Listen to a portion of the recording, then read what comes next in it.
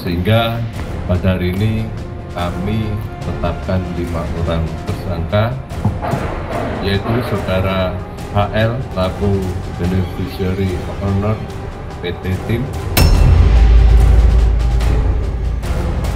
Langkahnya ini luar biasa, Kemudian apa yang dilakukan oleh Kejagung ini tidak lagi semata-mata bisa ditarik-tarik ke politis. Sudah lewat masa itu. Jadi sekarang kita mau nyebut bahwa secara juridis tinggal dikuatkan oleh Kejaksaan Agung penghitungan kerugian negaranya. Saya selaku putra daerah Bangka Belitung sangat sedih, Bang, karena dengan terjadinya PHK seperti sekarang ini banyak pengangguran kan, dan akibat dari itu banyak kriminal, banyak terjadinya maling di mana-mana karena gak ada kerjaan kan, susah cari kerjaan.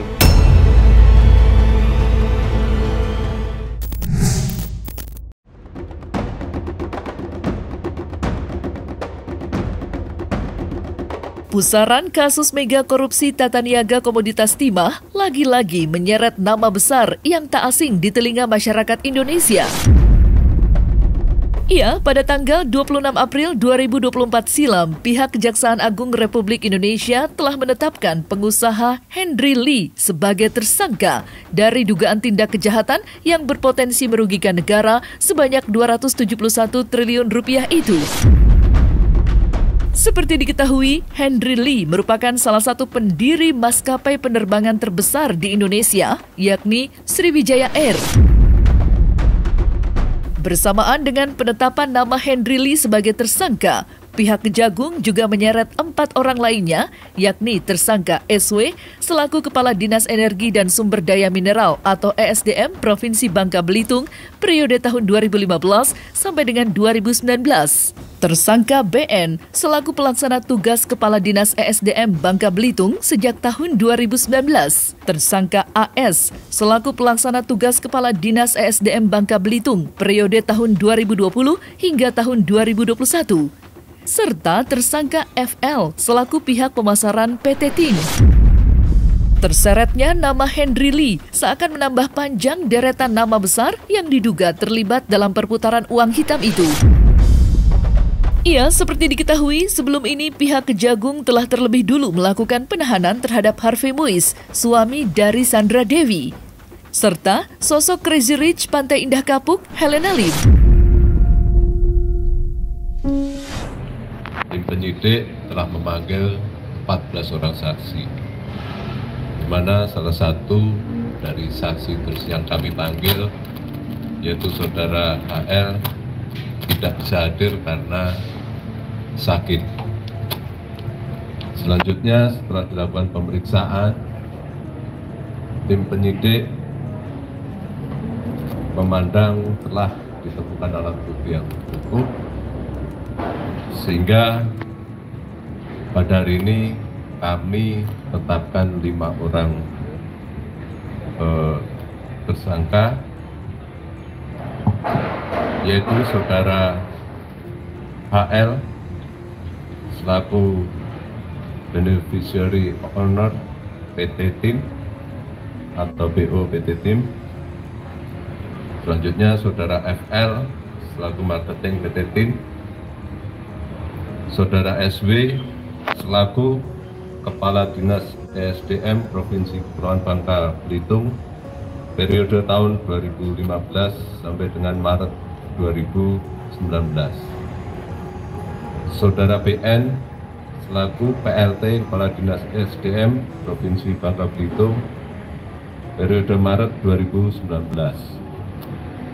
Dan saudara AS selaku PLT Kepala Dinas ESDM Kepulauan Bangka Belitung yang selanjutnya ditetapkan sebagai Kepala Dinas ESDM. Itu terus terang salut untuk Jaksa Agung dan Pitsus Kejaksaan Agung Republik Indonesia yang memang luar biasa melompat kuantum.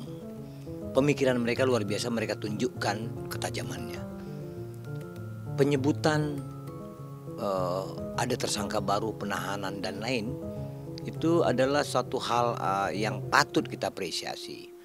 Nah, kalau sudah bertambah 5 artinya sudah 21. ukuran yang kita sajikan kemarin bahwa minimal 35-an itu akan mereka gapai.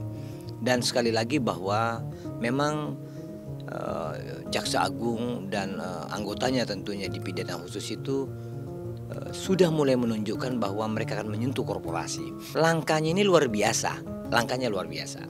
Kemudian apa yang dilakukan oleh Kejagung ini tidak lagi semata-mata bisa ditarik-tarik ke politis. Sudah lewat masa itu. Jadi sekarang kita mau nyebut bahwa secara juridis tinggal dikuatkan oleh Kejaksaan Agung penghitungan kerugian negaranya. Setelah dilakukan pemeriksaan kesehatan, 3 orang diantaranya untuk kepentingan penyidikan kami lakukan tindakan penahanan. Pesan dari saya, usut sampai tuntas, sampai ke akar-akarnya. Kejahatan itu harus dibasmi, siapapun, kapanpun, dan dimanapun tanpa terkecuali. Walaupun itu bukan kapasitas saya, tetapi saya berharap ya, agar kenapa? Agar yang para koruptor-koruptor ini jera. Jadi Bangka Belitung kita membaik, nama baiknya membaik lagi, ekonomi membaik lagi. Itu harapan kita masyarakat Bangka Belitung. Usut aja sampai tuntas siapapun, tanpa pandang bulu. Dalam kesempatan yang sama, pihak Kejaksaan Agung turut menuturkan pula bahwa smelter milik PT RBT telah kembali beroperasi dengan normal, namun dalam pengawasan dan kendali penuh PT Timah. Tentunya, keputusan tersebut menghadirkan rasa curiga dan tanda tanya besar di benak masyarakat, mengingat adanya andil besar yang diduga dimiliki beberapa oknum PT Timah dalam kasus ini. Namun, kenyataan di mana hampir 50% populasi masyarakat Bangka Belitung mencari nafkah di sektor pertambangan memaksa pemerintah setempat untuk mengambil langkah non-konvensional tersebut. Walaupun demikian, nyatanya perlawanan akan penyerahan smelter sitaan ke tangan PT Timah masih santer berterbangan. Salah satunya dari Direktur Bangka Belitung Research Institute, Teddy Marbinanda. Lantas, mengapa Teddy Marbinanda begitu menentang keputusan itu? Benarkah keputusan itu terlalu tidak masuk akal baginya? Saya juga sebenarnya agak bingung, kok dari pihak kejaksaan, kalau memang mereka melakukan tindakan sita jamin terhadap aset yang terkait dengan Tipikor itu adalah hal yang biasa ya, karena dalam upaya penyelamatan keuangan negara. Tapi kemudian disebutkan akan diserahkan kepada PT Timah untuk pengelolaannya. Ini membingungkan bagi saya, karena seakan-akan barang ini tadi sudah ada keputusan hukum yang jelas ataupun yang berkekuatan hukum tetap terhadap aset ini tadi. Kan ini milik perseroan-perseroan terhadap barang ini tadi, milik perseroan-perseroan, Mas. Jangan diperlakukan sebagai seolah-olah aset pampasan perang. Pertama, satu, mengurangi turunnya nilai aset. Kedua, agar yang bekerja di smelter atau di sektor usaha ini tidak kehilangan pekerjaannya. Bisa mesejahterakan rakyat dan pekerja, artinya boleh dioperasionalkan oleh PT Timah. Oh, nggak masuk akal kalau itu. Bagi saya nggak masuk akal kalau barang itu tadi. Kalau ini tadi, ya barang ini kan dalam status adalah sita jamin barang bukti kalau bilang ini tadi. Kalau kemudian mereka juga yang paling pas kemudian untuk mau operasional adalah pemiliknya juga. Perseroan mereka masing-masing, kalaupun harus ada operasional kemudian terkait dengan tanggung jawab dengan pekerjanya ataupun apanya, kok bisa diserahkan ke PT Timah? Seakan-akan ini punya negara kemudian diserahkan ke PT Timah. Belum tentu kan, keputusan hukum apa yang membuat barang ini tadi bisa diserahkan ke PT Timah ini tadi.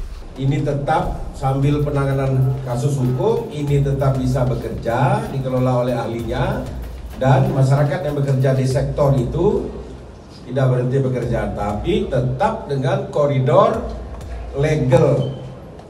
Kalau yang sektor timah yang ilegal, tetap Forkopimda, kita semua, Pak Kapolda, Pak Kajati, beserta seluruh jajaran, kita tetap memberantas timah ilegal.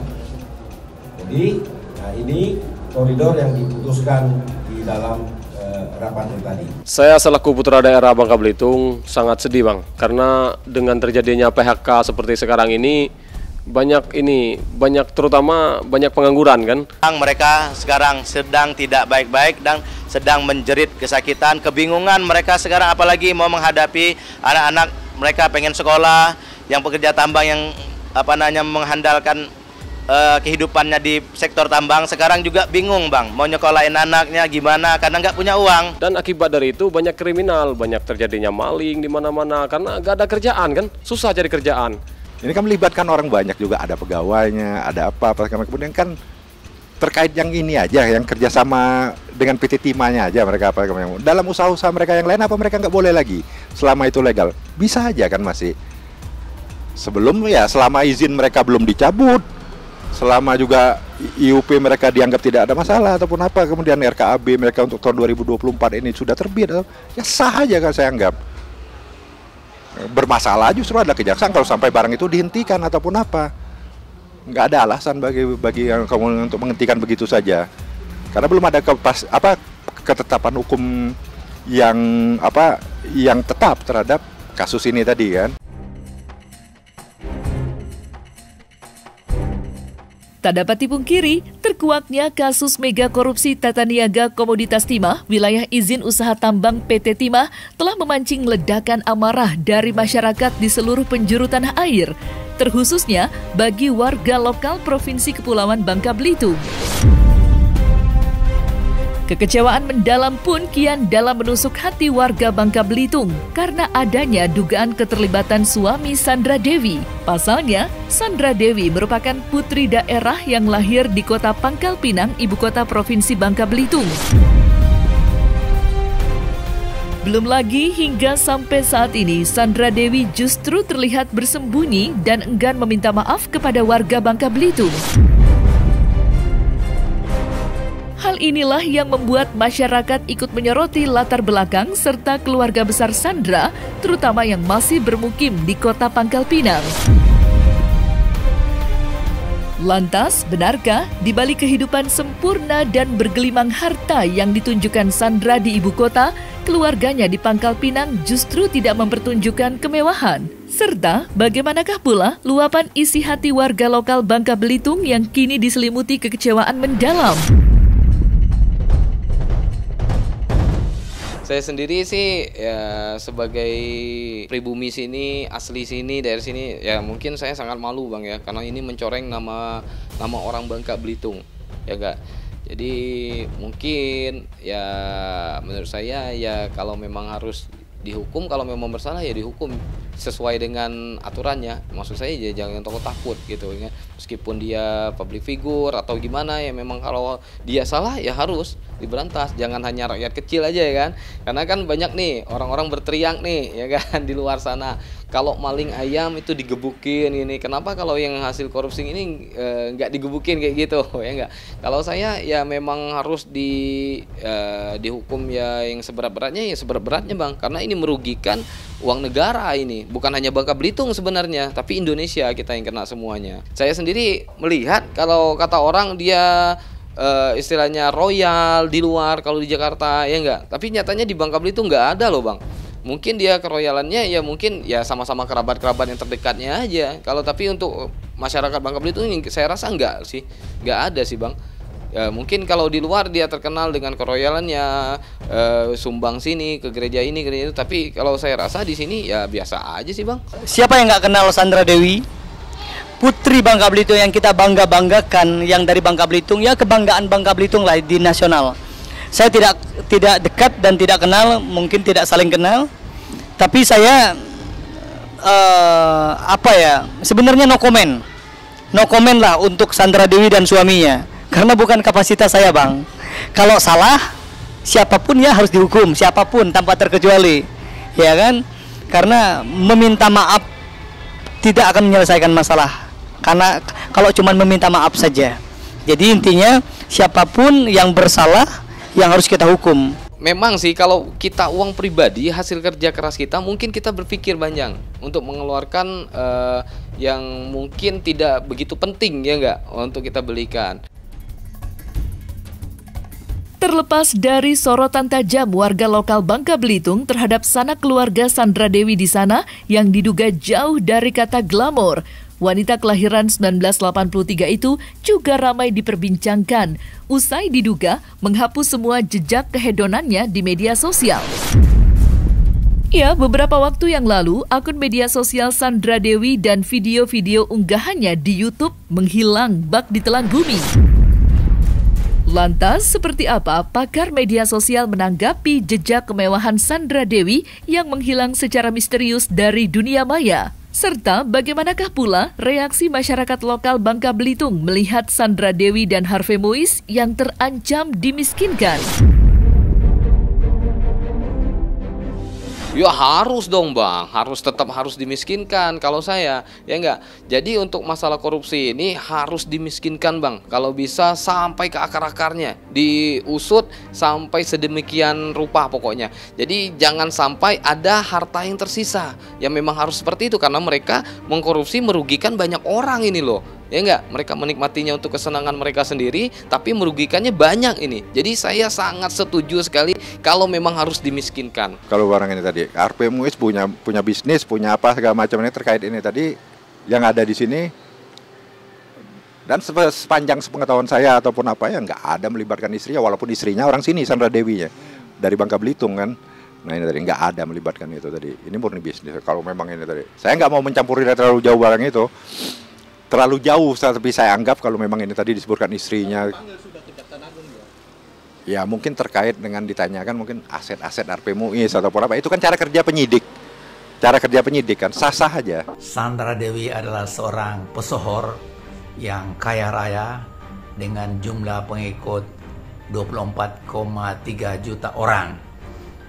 Akun dia di Instagram misalnya sudah dihapus sebelumnya, begitu juga di YouTube dan di berbagai tempat, tapi kembali muncul karena setelah mendapatkan berbagai cercaan, tetapi cercaan itu lama-kelamaan kembali meredup, lantas dia kembali muncul, tetapi dengan penampilan yang baru, hanya menyiarkan kegiatan-kegiatan dia dengan foto-foto, tapi tidak lagi muncul dengan seperti di masa lalu. Ini adalah upaya menurut saya untuk menghilangkan jejak, karena suka tidak suka, mau tidak mau, itu terkait dengan kasus korupsi yang melibatkan suaminya yang merugikan negara kurang lebih 271 triliun. Kalau hukum tidak berani berbicara, mungkin nanti orang-orang lain akan meniru ini juga Bang. Karena takut apa korupsi, ya enggak. Kita makan uang sebanyak-banyaknya, hukumannya cuma segini kok, tenang-tenang aja, nggak ada yang ini. Lebih parah yang dihukum malah yang maling roti di toko hanya untuk menahan lapar, maling ayam yang digebukin yang parah. Kalau maling uang negara enggak begitu. Inilah hukuman gak begitu berat ya. Jadi mungkin nanti bakal ada lagi nih Sandra Dewi atau Harvey Mois yang lainnya nih, ya enggak. Jadi kalau menurut saya memang harus dihukum seberat-beratnya. Kalau bisa dimiskinkan, hartanya semuanya disita Bang, kalau bisa Bang.